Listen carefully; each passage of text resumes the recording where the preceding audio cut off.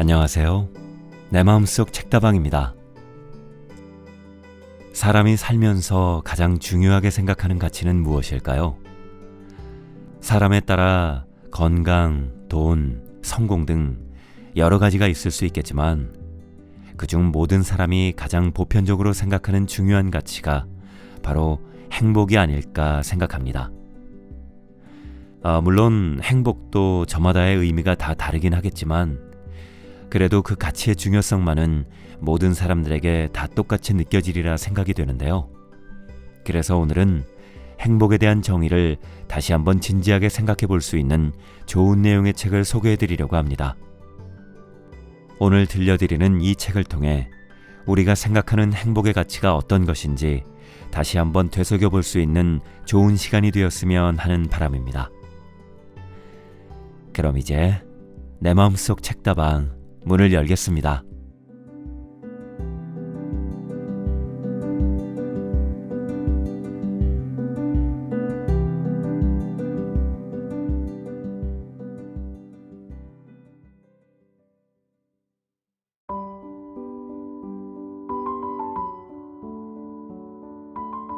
오늘 내 마음속 책다방에서 읽어드릴 책은 최인철 지음 21세기 북수에서 펴낸 아주 보통의 행복입니다. 아주 보통의 행복은 스테디셀러 프레임, 굿라이프를 잇는 서울대 심리학과 최인철 교수의 신작으로 포스트 코로나 시대의 행복론을 담은 책입니다. 코로나19로 인한 사회 변화는 우리 내면의 변화로도 이어지고 있습니다. 그건 행복한 삶에 대해 다시 생각해보는 계기가 되었기 때문입니다. 20년 넘게 서울대에서 학생들을 가르치고 행복에 관해 연구해온 최인철 교수는 이번 책에서 행복의 평범성에 주목했습니다. 저자는 행복은 그저 일상의 삶을 잘 살아가는 것이다. 밥을 먹고 일을 하고 대화를 나누고 매일 반복되는 일상의 사소함 속으로 더 깊이 온전히 들어가는 것이 행복이다 라고 말하고 있습니다. 이 책에서는 코로나19로 인해 달라진 행복의 3가지 변화를 소개하고 저자가 느낀 삶에 관한 단상들을 위트 있는 필치로 담아냈습니다. 우리는 매일 고민합니다. 나는 잘 살고 있는 것인지, 내 삶은 행복한 것인지. 하지만 정해진 답은 없습니다. 그건 행복의 형태는 사람마다 다르기 때문입니다. 그런 의미에서 이 책은 나의 행복을 어떻게 정의하고 어떻게 만들어 나가야 하는지에 대해 스스로 답을 찾을 수 있는 소중한 가이드북이 되어줄 것입니다.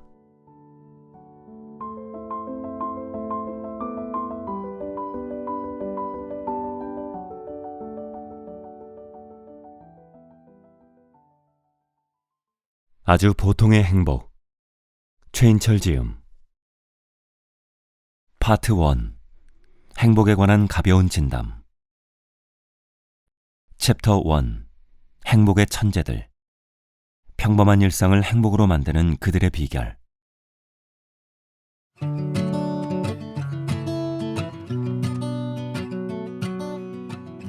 행복 천재들의 비밀병기. 그냥. 예상할 수 있는 날에 예상할 수 있는 선물을 하는 사람보다는 아무 날도 아닌 날에 아무런 이유 없이 그냥 선물하는 사람이 더 고마운 법이다. 누군가를 사랑하는 이유를 물었을 때 이런저런 이유를 대는 사람보다 그냥 좋아 라고 답하는 사람에게서 더 깊은 사랑을 느끼는 것처럼 행복의 천재들이 그런 사람들이다. 그들은 뜻밖의 시간에 뜻밖의 선물을 한다. 그들의 선물은 비기념일에 찾아온다. 선물은 기념일이라는 공식에 길들여진 우리가 왜? 오늘 무슨 날이야? 라고 물을 때 그들은 그냥 하며 웃는다. 우리가 달력을 볼 때 행복의 천재들은 자기 마음을 본다. 그리하여 우리가 몇 안 되는 기념일을 챙기느라 많은 날들을 그냥 흘려보낼 때 그들은 자기 마음속 감사의 감정들을 그냥 흘려보내지 않는다. 우리가 소수의 기념일을 핑계삼아 다수의 비기념일을 평범하게 만들 때 그들은 모든 날들을 비범하게 만든다. 한마디로 행복 천재들은 기념일 프레임에 얽매이지 않는다. 하여 그들은 아무 때나 그냥 선물한다. 우리의 선물이 예상한 딱 그 수준에서 이루어진다면 행복 천재들의 선물은 예상을 넘어선다. 밸런타인데이의 초콜릿이 우리의 선물이라면 그들은 어느 날 문득 여러 장의 손편지를 보내온다. 우리의 신년 인사가 받는 사람의 이름만 자필로 써넣은 연하장이라면 그들은 직접 전화를 걸어 새해 덕담을 건넨다. 우리가 회사 로고가 들어간 기념품을 선물할 때 그들은 받는 사람의 이름을 새겨넣은 선물을 전한다. 우리의 선물이 우리 자신을 영웅으로 만든다면 그들의 선물은 받는 사람을 영웅으로 만든다. 그냥 하는 선물이라지만 즉흥적이거나 충동적이지 않다. 오히려 그들의 선물에서는 오랜 시간 숙성된 와인의 향기가 난다. 그들의 선물은 철저하게 준비된 우연이다.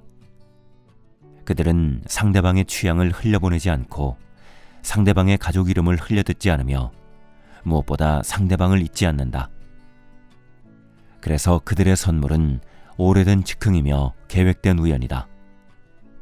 그들이 그냥이라고 말한다고 해서, 원래 있던 거라고 말한다고 해서, 심지어 오다 주었다고 말한다고 해서 그 말을 곧이곧대로 믿어서는 안 된다. 그냥 선물하는 행위는 우연을 선물하는 행위다. 인간은 우연히 일어나는 좋은 일에서 행복을 느낀다. 행복이라는 단어의 한자풀이가 우연히 일어나는 좋은 일이라는 점도 우연이 아니다. 행복의 수준은 관계의 수준을 벗어날 수 없고 관계의 수준은 그냥의 수준을 벗어날 수 없다. 아무런 용건 없이도 그냥 연락하는 친구들이 있다면 당신은 외롭지 않다. 아무런 이유 없이 그냥 선물하고 싶은 사람들이 있다면 당신은 이미 행복한 사람이다. 그냥은 행복 천재들이 사용하는 삶의 비밀병기다. 그들이 어떤 체계적인 연구를 통해 그냥의 힘을 깨달았을 리 만무하다.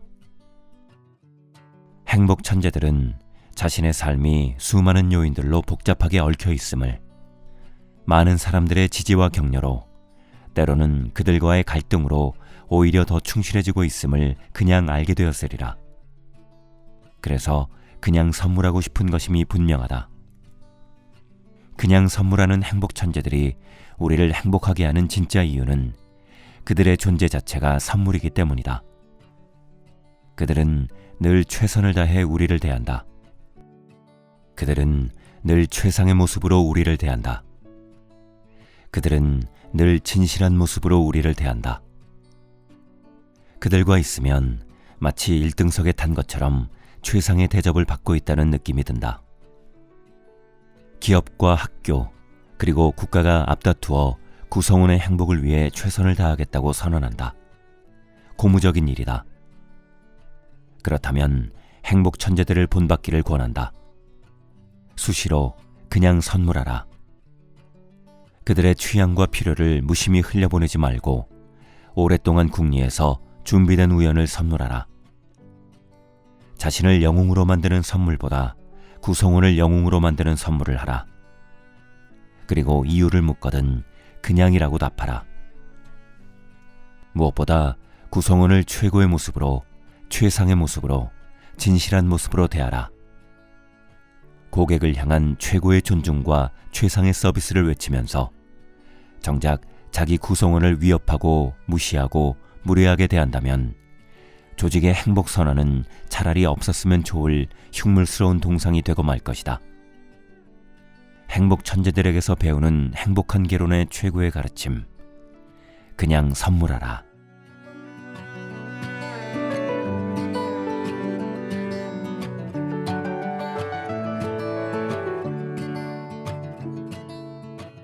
행복 천재들은 야구장에 간다.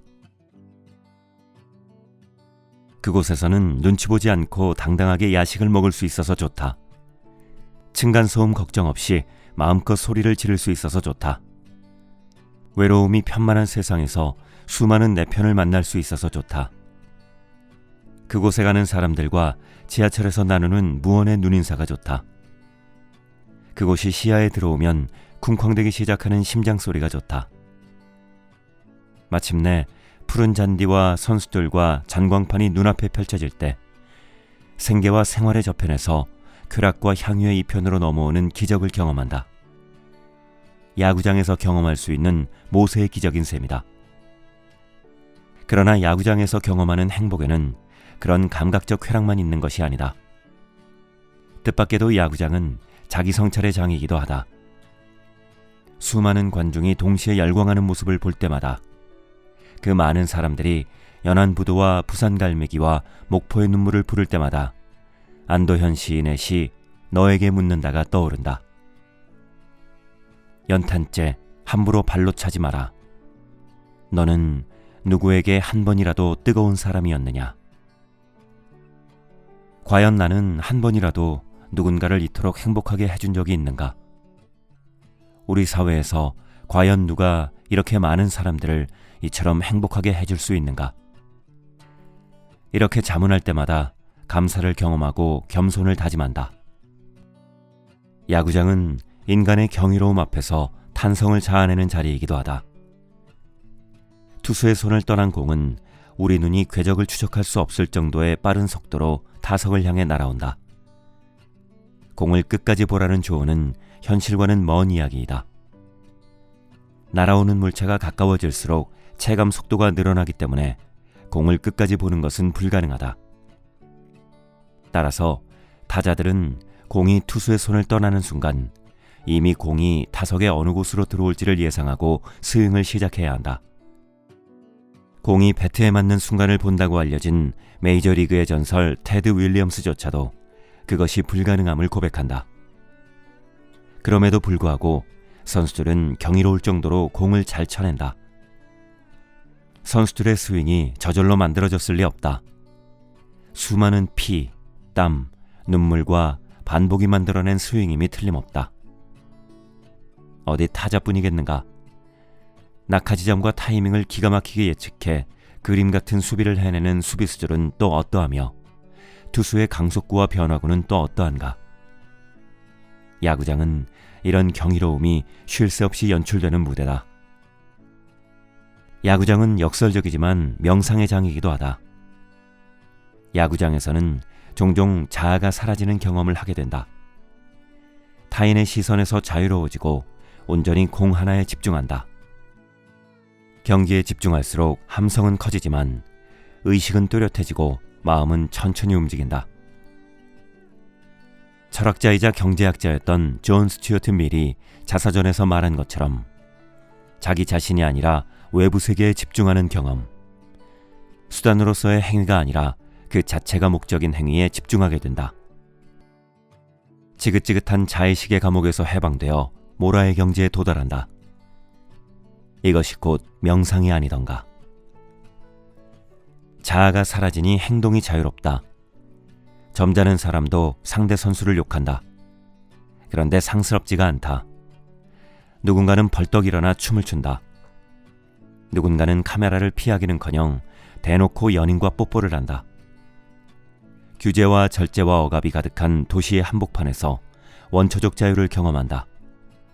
삶의 자기결정권이 최대한 발휘되는 장소가 바로 야구장이다. 그렇게 소리 지르고 욕설을 퍼부었는데도 경기가 끝나고 나면 상대편에 대한 미움이 아니라 존경과 연민이 생겨난다.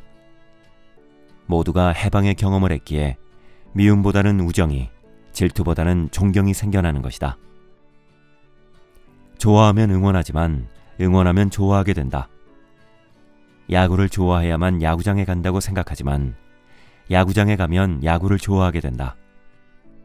그리고 야구장에 가면 뜻밖에도 감각의 즐거움뿐 아니라 감사와 겸손과 경이로움과 명상과 자유를 경험하게 된다. 코로나19가 잠잠해지면 우리 모두가 달려가야 할 곳이 야구장이다. 꼭 야구장뿐이겠는가? 축구장도, 농구장도, 콘서트장도, 극장도 우리 뇌에는 모두 야구장이다. 열광하는 것 하나쯤 가슴에 품고 사는 것이 행복이다. 당신의 야구장은 어디인가?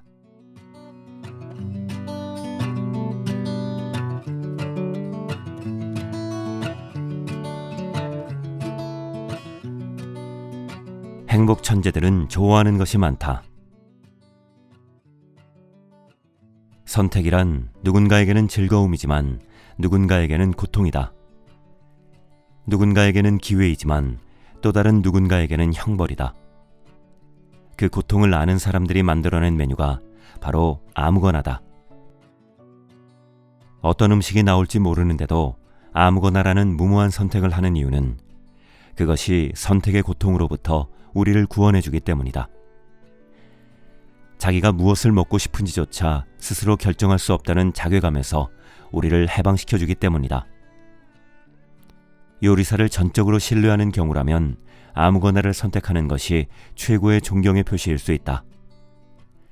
참을 수 없을 정도로 배가 고픈 경우에도 아무거나 시킬 수 있다. 이런 경우들이라면 아무거나를 선택하는 심정을 충분히 이해할 만하다. 그러나 선택의 고통을 피하기 위한 습관적 고육지책으로 아무거나를 남발하고 있다면 음식뿐 아니라 삶의 많은 영역에서 이 같은 도피성 선택을 반복하고 있다면 자신을 되돌아볼 필요가 있다. 음식도 아무거나, 영화도 아무거나, 여행도 아무데나, 심지어 직업도 아무거나. 모든 것이 아무거나라면 답은 둘 중 하나다. 내공이 아주 깊은 사람이거나 전혀 행복하지 않은 사람이거나. 행복 천재들은 좋아하는 것에 관한 천재다. 행복 천재들은 좋아하는 것이 많다. 또한 자신이 좋아하는 것이 무엇인지 명확하게 알고 있다. 좋아하는 것이 분명하고 많으면 마음속에 관심이 가득하다. 그러나 싫어하는 것이 분명하고 많으면 마음속에 근심이 가득하다. 싫어하는 사람들, 싫어하는 일들, 싫어하는 장소들을 피해야 하기 때문이다. 행복 둔재들은 싫어하는 것에 관한 천재다. 하고 싶은 일은 별로 없어도 하기 싫은 것은 많다. 좋아하는 것을 물으면 아무거나라고 하지만 싫어하는 것을 물으면 단호하게 대답한다.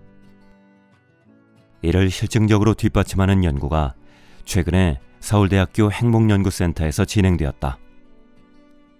참가자들에게 자신이 좋아하는 것과 싫어하는 것을 각각 1분 동안 자유롭게 적어보도록 했다. 무엇을 적어도 상관이 없었다. 그런 뒤 각 참가자가 현재 느끼는 행복의 정도를 별도의 방법으로 측정한 다음 그들이 주어진 시간 내에 얼마나 많이 적었는지, 얼마나 독특한 것을 적었는지, 또 얼마나 구체적으로 적었는지를 살펴보았다. 그리고 좋아하는 것과 싫어하는 것을 적는 일이 얼마나 어려웠는지도 물었다. 결과가 매우 흥미로웠다. 행복감이 높은 참가자들일수록 좋아하는 것을 많이 적었을 뿐 아니라 범주도 다양했다. 또한 좋아하는 것에 대한 설명도 아주 구체적이었다. 예를 들어 행복감이 낮은 참가자들이 음악 듣기를 좋아한다고 적는다면 행복감이 높은 참가자들은 한적한 버스나 기차에서 노래를 들으며 책 읽기를 좋아한다고 적는 식이었다. 뿐만 아니라 행복한 참가자들은 좋아하는 것을 적어내는 일이 어렵지 않다고 보고했다. 반면 행복감이 낮은 참가자들은 좋아하는 것을 적어내는 일을 매우 어려워했다. 다른 사람도 아니고 자기 자신이 좋아하는 것을 적게 했는데도 말이다. 혹시 적어낼 범주를 정해주지 않고 아무거나 쓰라고 해서 이런 결과가 나온 것이 아닌가 싶어 후속 연구에서는 좋아하는 사람, 싫어하는 사람, 좋아하는 장소, 싫어하는 장소처럼 구체적인 범주들을 제시했다. 그래도 결과는 마찬가지였다. 행복한 사람들은 좋아하는 사람과 장소를 쉽게 많이 적어냈지만 행복감이 낮은 사람들은 여전히 이것들을 어려워하며 적게 적어냈다. 반면 싫어하는 사람과 장소를 적어내게 했을 때는 결과가 역전되었다. 행복한 사람들은 싫어하는 것을 많이 적지 못했지만 행복감이 낮은 사람들은 더 많이 적어냈다. 행복한 사람들의 머릿속이 좋아하는 것들로 가득 차 있다면 행복감이 낮은 사람들의 머릿속은 싫어하는 것들로 가득 차 있는 것으로 보인다. 이처럼 행복한 사람들은 좋아하는 것을 많이 가지고 있기도 하지만 좋아하는 것을 빨리 고르기도 한다. 참가자들에게 어떤 범주에서 10개의 항목을 제시하고 예를 들면 색깔에서 노랑, 빨강, 초록 등 이 중 가장 좋아하는 것을 고르게 했다. 그리고 좋아하는 것을 선택하기까지의 반응 시간을 컴퓨터로 측정했다. 그 결과 행복한 사람들은 그렇지 않은 사람들에 비해 반응 시간이 훨씬 짧은 것으로 나타났다. 자신이 좋아하는 것을 분명히 알고 있다는 증거다. 이제 우리는 지능이 뛰어난 천재들만 길러낼 것이 아니라 좋아하는 것의 천재들을 길러내야 한다. 좋아하는 것과 싫어하는 것에 대한 선호는 선천적이기도 하지만 다분히 후천적이다. 좋아하는 것이 많은 사람과 어울리면 좋아하는 것들이 많아진다. 좋아하는 것이 무엇인지를 묻는 것이 일상화된 사회에서 살면 좋아하는 것들이 명확해진다. 우리가 서로에게 던져야 할 질문은 자식의 학벌이나 통장의 잔고가 아니라 좋아하는 것의 잔고다.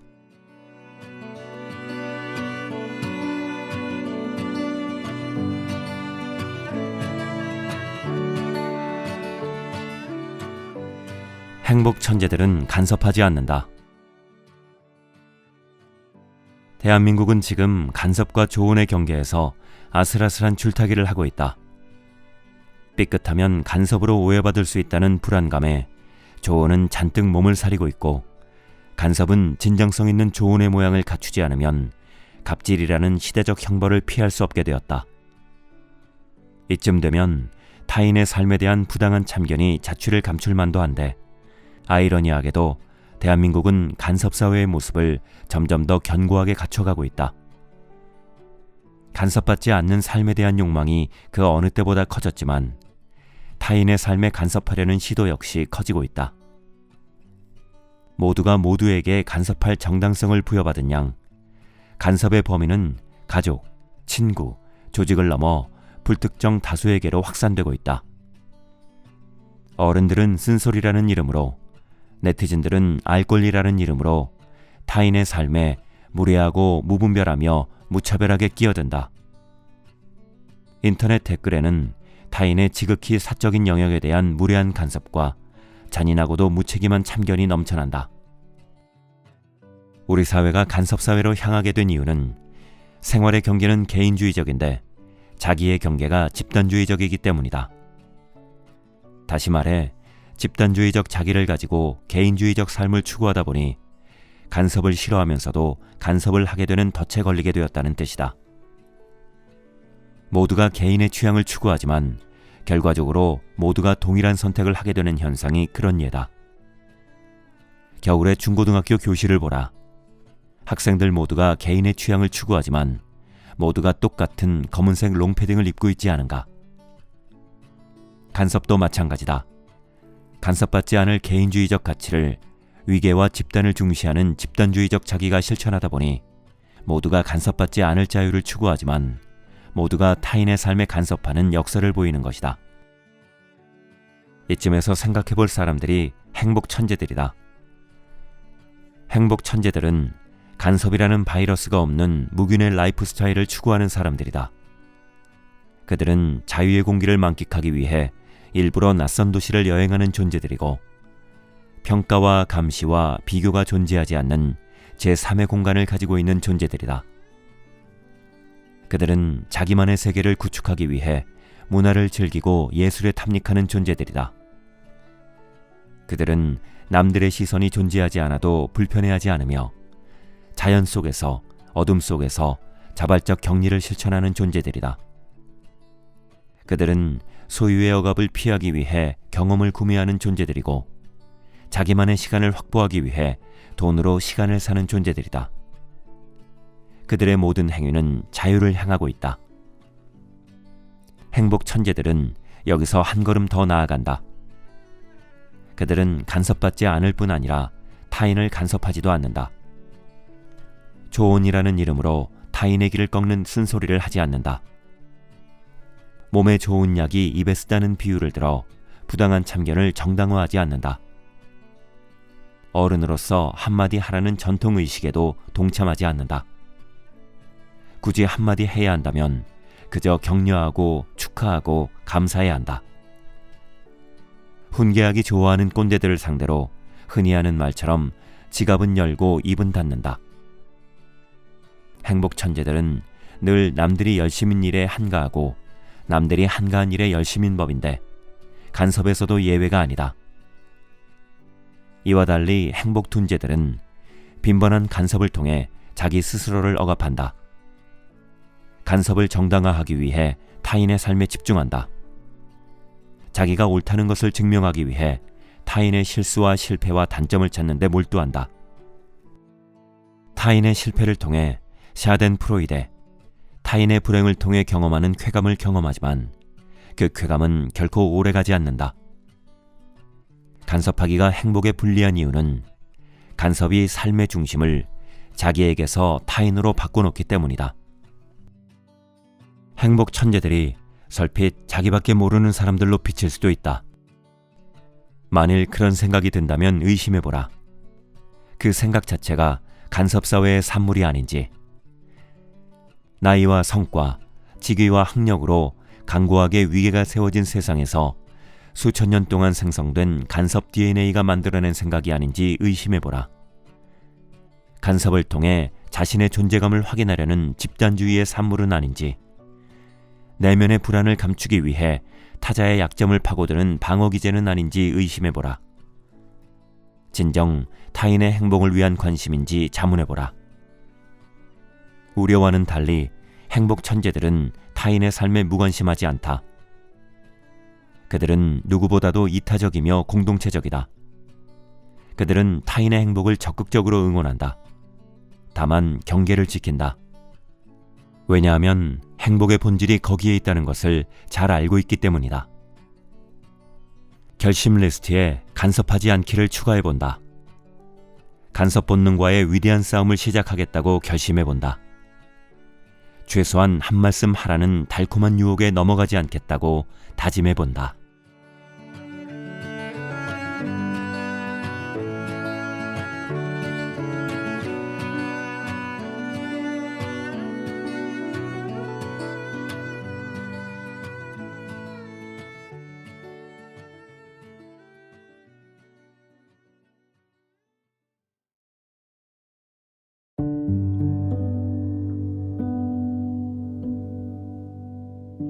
이제 내 마음속 책다방 마칠 시간이 되었네요. 행복은 마음속에 있는 것이라 생각하며 살아오긴 했었지만 오늘 이 책을 읽고 나니 정말 행복은 나 자신이 생각하고 느끼는 게 가장 중요한 것이란 걸 다시 한번 깨닫게 되었던 것 같습니다. 물질적인 행복도 중요하지만 진정한 행복은 마음속에 있다는 걸 저도 꼭 다시 기억하도록 하겠습니다. 저는 다시 새로운 책을 가지고 인사드릴게요. 오늘도 함께해 주셔서 감사합니다.